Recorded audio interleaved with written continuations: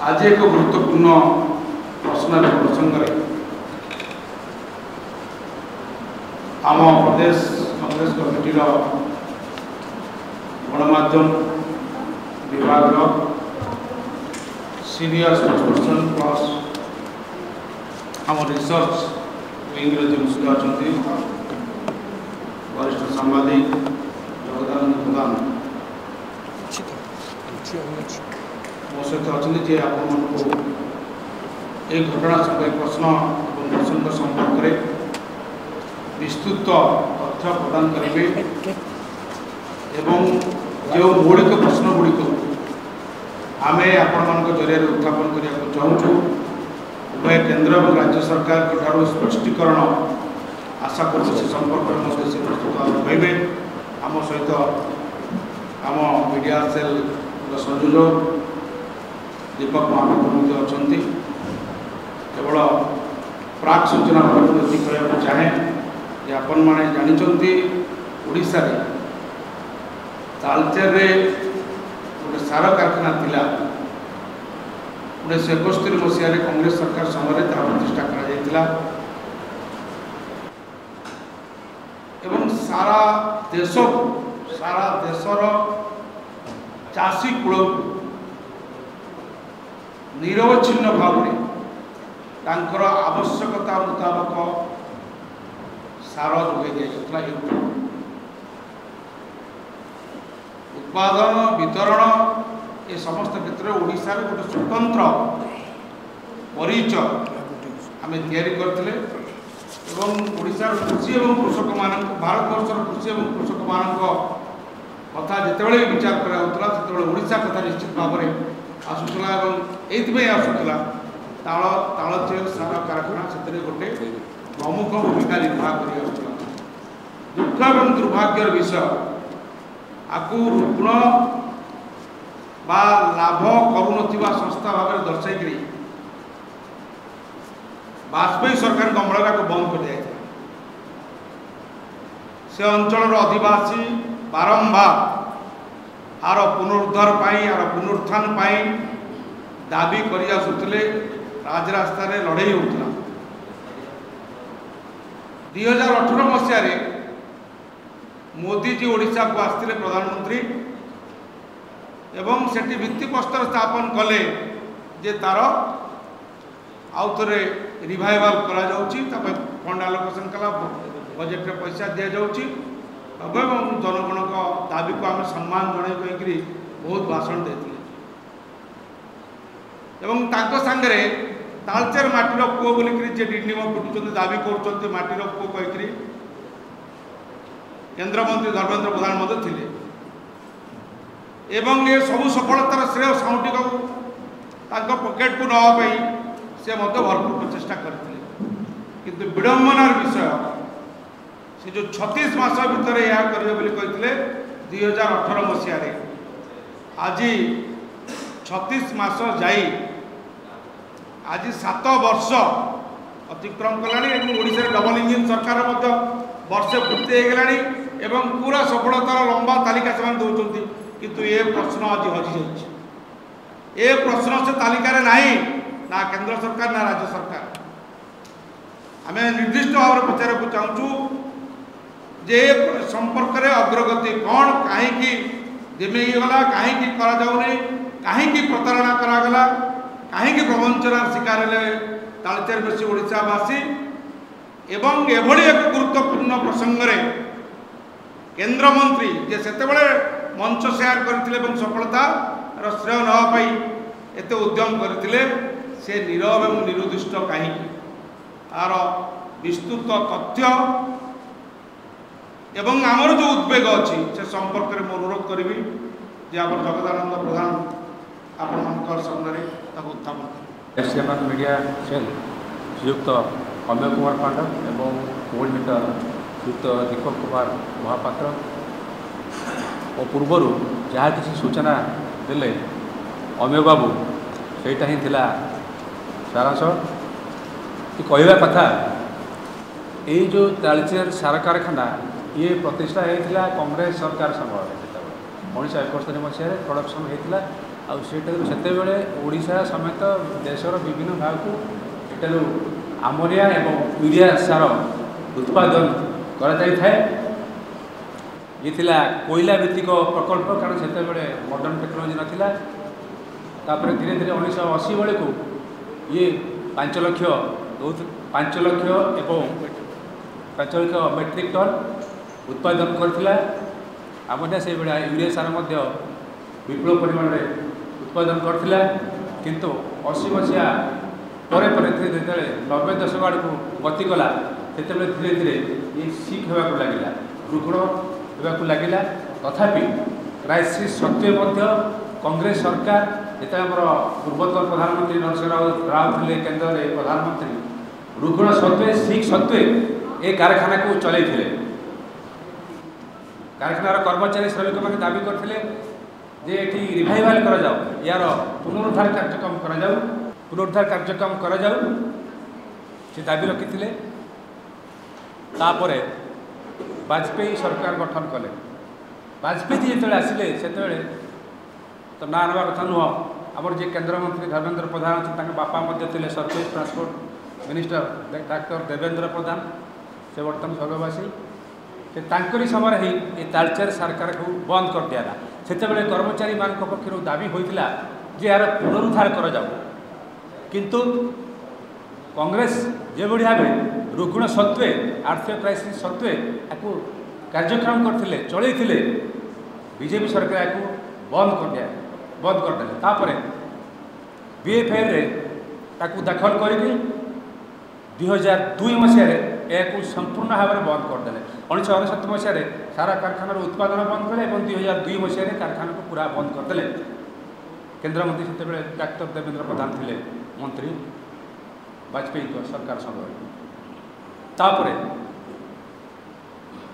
तापर पुणी कांग्रेस सरकार गठन है आमर श्रीकांत जेना जी थे से सार रसायन मंत्री सी तांकरी प्रचेषा कैबिनेट आप्रुभाल कले यार पुनरुद्धार कार्यक्रम करा से योजना अनुसार या गैस सप्लाई कर गोदावरी कृष्णा गोदावरी बेसिन रु गैस आमदानी कर गैस पाइप रे एटी सार कारखाना सार उत्पादन करने योजना रखा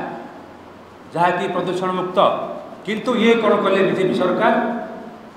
कोल भित्तिक कोल गैसिफिकेशन प्रक्रिया जरिया ये प्लांट को उत्पादन करने योजना कले और प्रधानमंत्री नरेंद्र मोदी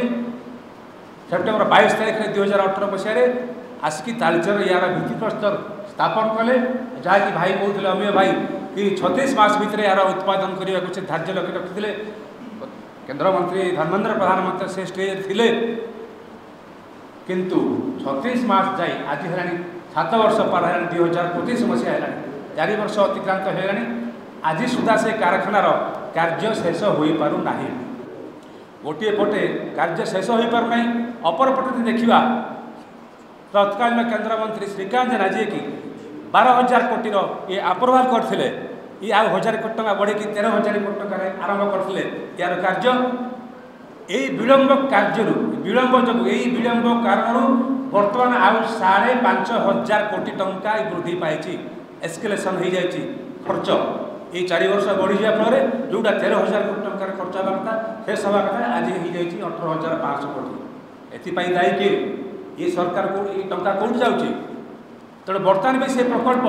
मंथर गति चली प्रशासनिक स्थान तो कंपानी भितर किसी तालमेल रोना केन्द्र सरकार पक्ष जो चाप पड़ा था चाप प्रयोग हो पारना तेणु से आज मंथर गति चली बर्तमान जो भी ये कार्य चली यार निर्माण कार्य मुझे भावुँ 2027 कौन 28 भितर भी ये कार्य शेष हो पारना जोटा 18,500 कोटी अच्छी आउ से केत कोटी आगे बढ़ी जाए ये तो गला प्रोडक्शन प्लांट कथा आस देखो कांग्रेस समय श्रीकांत जेना मंत्री थे से प्रतिश्रुति देते जो कैबिनेट अप्रुवाल होता उभय प्रत्यक्ष और परोक्ष भाव 30,000 लोक निजुक्ति पाइबे प्रत्यक्ष और परोक्ष भाव किंतु आज सुधा ये बीजेपी सरकार कि प्लांट कर्तृपक्ष कौन घोषणा करना केते लोक निजुक्ति पाइबे केते लोक क्षतिग्रस्त हेबे कौन पाखे सूचना ना बर्तमान ठिका काम चलती प्लांट भितर 3-4 हजार लोक ठिका श्रमिक नियोजित अच्छा सी सब बाहर अंचल कि तालचेर अंचल जड़क ना हूँ तो बीजेपी जो मैंने कर्मी बीजेपी पक्षर से गोटे दादागिरी चलती गुंडाराज चलती प्लांट काम दखल चलती बड़ बड़ पदवी जो मैंने मैनेज कर प्लांट को मैनेज कर बीजेपी जो मैंने अच्छा सक्रिय नेता कर्मी प्लांट चलाउछन्ति सेठी बीजेपी कर्मी नेता जोटा कि केन्द्रमंत्री धर्मेन्द्र प्रधान स्वयं अवगत अच्छा कौन निर्दिष्ट योजना ना केन्द्रमंत्री धर्मेन्द्र प्रधान तालचेर माटीर पुओ किंतु तालचेर से कांदुचंती बहुत कथा कहते अनुगुल को 1 नंबर जिले में परिणत करूँ तालचेर 1 नंबर घर सेठी किंतु ध्यान ना प्रकल्प केमती घुचीगला 36 मास 7 वर्ष केमती होगा ओडावासी केवे सार पाइबे देशवासी केवे सार पाइबे ये गला तापरे कोल गैसिफिकेशन प्लांट कथा जो कहूँ आम कहूँ कांग्रेस समय या गैस आमदानी कर गोदावरी कृष्णा बेचलु ये आनी उत्पादन कर कोल गैसिफिकेशन हेले तार गोटे सिनगैसिस प्रक्रिया अच्छे जो सिनगैसिस प्रक्रिया सल्फर बाहर सल्फर डाइऑक्साइड बाहर कार्बन मोनोक्साइड आपण मैंने जानते ग्रीन हाउस गैस इफेक्ट रही ग्रीन हाउस गैस इफेक्ट रही से बर्तमान देखिए जिते इंडस्ट्री अच्छी तालचेर आप एमसीएल कहतु एनटीपीसी कहतु डालको कहतु कैंसर किडनी ये बहुत दूरा रोगर सम्मुखीन होती भुवनेश्वर में जिते कॉर्पोरेट हॉस्पिटल अच्छी सब से तालचेर अंचल लोक सब मृत्यु मुखर पड़ते प्रति सप्ताह को कहीं ना कहीं लोक मृत्यु मुखर पड़ते कैंसर किडनी ब्रोंकाइटिस आजमा ये विभिन्न दुरारोग्य जिते कोल गैसिफिकेशन एक प्लांट कार्यकारी हम जिते सल्फर डाइऑक्साइड उत्पादन हम सल्फर डाइऑक्साइड कार्बन मोनोक्साइड जहाँकि ग्रीन हाउस सृष्टि करुँची अवस्था कौन हम आमर पानी प्रदूषण वायु जल सबकि आज प्रदूषित से लोक बसवास करेंगे ना तेणु स्पष्ट करंतु बीजेपी सरकार केन्द्र बीजेपी सरकार ये ओडिशा सरकार मध्य स्पष्ट करंतु एठी बर्तमान आगामी तापर जो टेक्नोलोजी यूज होती से टेक्नोलोजी हूँ सुपर क्रिटिकल गैसिफिकेशन प्रोसेस माध्यम सुपर क्रिटिकल गैसिफिकेशन प्रोसेस माध्यम हम आईटा भारत में कौटी पृथ्वी में है आफ्रिका पर ये भारत हूँ प्रथम टेक्नोलोजी आपको परीक्षामूलक भाव ये प्लांट को ये बसा जाऊँगी से निजे जापारना जे यार ऑपरेशन केमती हम चाइनीज वुहान जानी से वुहान कंपानी आसिक ये प्लांट तैयारी करुँची से निजे जापारना 4 कंपानी अच्छा ये ये टेक्नोलोजी किभली प्रयोग कर निजे बर्तमान जापारना आउ बर्तमान जो प्रदूषण हम ये जो कोल गैसिफिकेशन हम या नहीं संदिहान भारत में मात्र ये गोटे प्रकल्प परीक्षामूलक भाव तालचेर कर तेणु स्पष्ट करूँ प्लांट कर्तृपक्ष ओडिशा सरकार ये डबल इंजिन सरकार केन्द्र रही मोदी सरकार ओडिशा रही मोहन सरकार स्पष्ट करूँ एठी केते लोक निजुक्ति पाइबे केते क्षतिग्रस्त युवक युवती स्थानीय अंचल निजुक्ति पाइबे ओडिशार मध्य केते लोक एठी नियुक्ति पाइबे स्पष्ट करूँ आम जो कांग्रेस समय कहूँ 30,000 लोक प्रत्यक्ष परोक्ष भाव नियुक्ति पाइबे आ प्रदूषण निराकरण ठोस योजना कहतु कौन आप निराकरण कर तेणु आमर गोटे अनुरोध से प्लांट कर्तृपक्ष को सरकार को जे बर्तमान जो कार्बन मोनोक्साइड एवं कोल गैसिफिकेशन जो सीन गैस प्रोडक्शन हम